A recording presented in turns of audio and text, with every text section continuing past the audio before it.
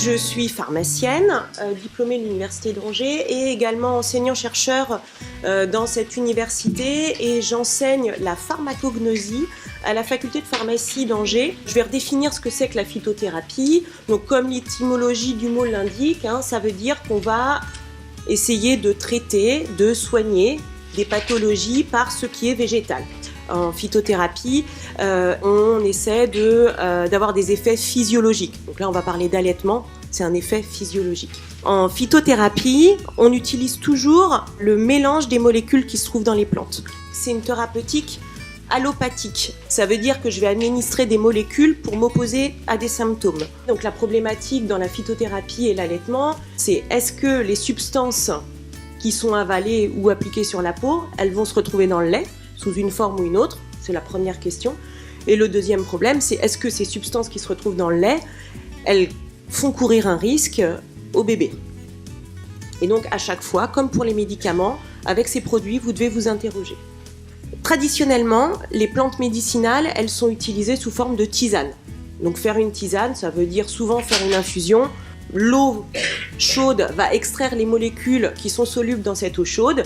On va récupérer un extrait aqueux. Maintenant, quelle plante médicinale pourrait avoir un intérêt dans l'allaitement ? Je vous ai fait une petite sélection, c'est pas du tout exhaustif. Vous avez la graine de fenugrec. On peut avoir un effet positif sur la lactation si on administre 1,8 g de ces graines, soit sous forme de poudre, donc ça veut dire qu'on broie la graine, soit sous forme d'infusion, on fait un extrait aqueux. Et ça, si on fait ça une fois par jour.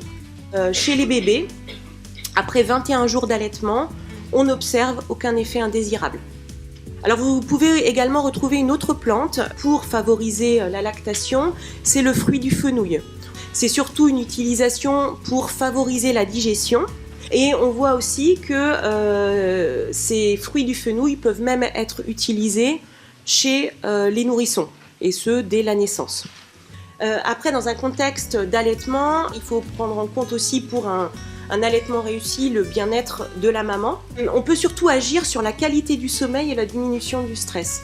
Et donc dans ce cadre-là, il y a une plante qui est traditionnellement utilisée, c'est les parties aériennes de passiflore. En infusion, prendre 2 g de passiflore par prise, et ce, donc même une fois par jour. Alors c'est les doses auxquelles vous retrouvez la passiflore sous la forme d'un extrait aqueux dans Calmosine allaitement.